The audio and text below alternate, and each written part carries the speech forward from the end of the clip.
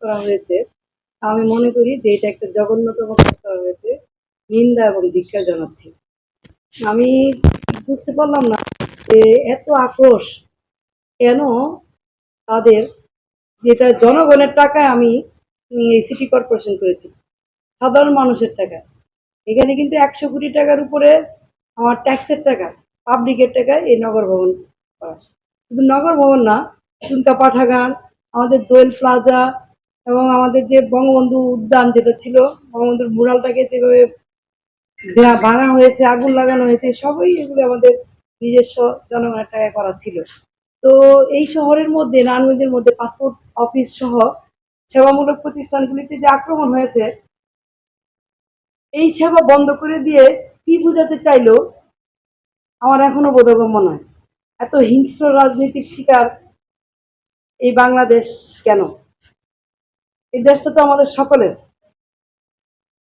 আর জাতীয় পর্যায়ের কথা নয়, আমি নাই বললাম, জাতীয় নেতৃবৃন্দ বলবেন, কিন্তু নারায়ণগঞ্জ নিয়ে যদি কথা বলি তাহলে তো এই কথা বলতেই হয়।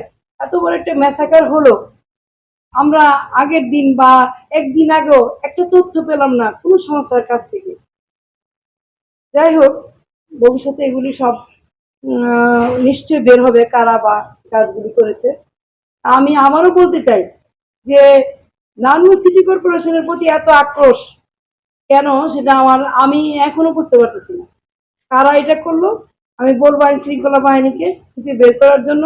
আমরা যে মামলাটা আজকে সকালে থানায় জিডি করেছি, সেটা সুষ্ঠু তদন্ত করে বের করা হোক এবং সুস্থ পরিবেশ ফেরত আসুক, আমি সেই আশাই করব। আপনি দুই একজন ব্যক্তিকে আইডেন্টিফাই করছেন আমরা আজকে লোকাল পত্রিকাতে, এটা কি আসলে সম্পৃক্ত আছে এইগুলো তো আমাদের নিচে থেকে ধরা হয়েছে তাদেরকে। এখান থেকে তারা যখন আগুন দিচ্ছিল শেষের দিকে এই এই 4-5 জন এখানে ধরা পড়েছে। আমরা তো কাউকে খুঁজে কোথা থেকে নিয়ে আসি নাই। আমার প্রিমিসের ভিতরে আগুন দেওয়া অবস্থায় এবং মানুষকে মারধর করা অবস্থায় আমরা তাদেরকে এখানে ধরেছি এবং তাদেরকে ধরে আমরা পুলিশের কাছে দিয়েছি, মানুষ থানায় দিয়েছি।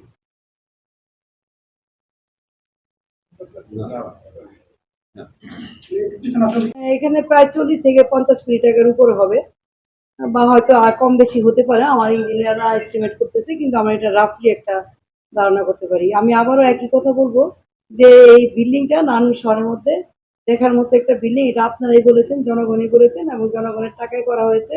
এই বিল্ডিং এর প্রতি এত কেন আক্রোশ, গাছপালার প্রতি কেন এত আক্রোশ? আপনারা দেখেছেন যে জাপান থেকে যে গাছগুলি আমাদের দেওয়া হয়েছিল, চেরি ফুলের গাছগুলি, সেগুলি পর্যন্ত টেনে তোলা হয়েছে, সবগুলি টপ ভেঙে ফেলা হয়েছে এবং চুনকা পাঠাগারকে 2 বার আক্রমণ করা হয়েছে, বৃহস্পতিবার এবং শুক্রবার।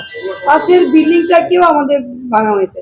এই সব কিছু মিলে যে আক্রোশটা শুধু কি এই আমাদের সিটি কর্পোরেশন কর্তৃক নির্মিত বিল্ডিংগুলির প্রতি, না আমার প্রতি, না কি বুঝলাম না। তবে আমি অনুরোধ করব যে এই ধরনের রাজনীতি, এই ভাঙচুর, হত্যা, দেশের সম্পদ যারা বিনষ্ট করে তারা তো দেশপ্রেমিক হতে পারে না। ঢাকা শহরের যে ঘটনা ঘটিয়েছে ঢাকা নারায়ণগঞ্জের আশেপাশে, এটা কোনো মানুষের কাজ হতে পারে না। এইভাবে দেশকে অচল করে দিয়ে তারা দেশপ্রেমিক হতে চায়, এটাই দেশবাসীর কাছে প্রশ্ন।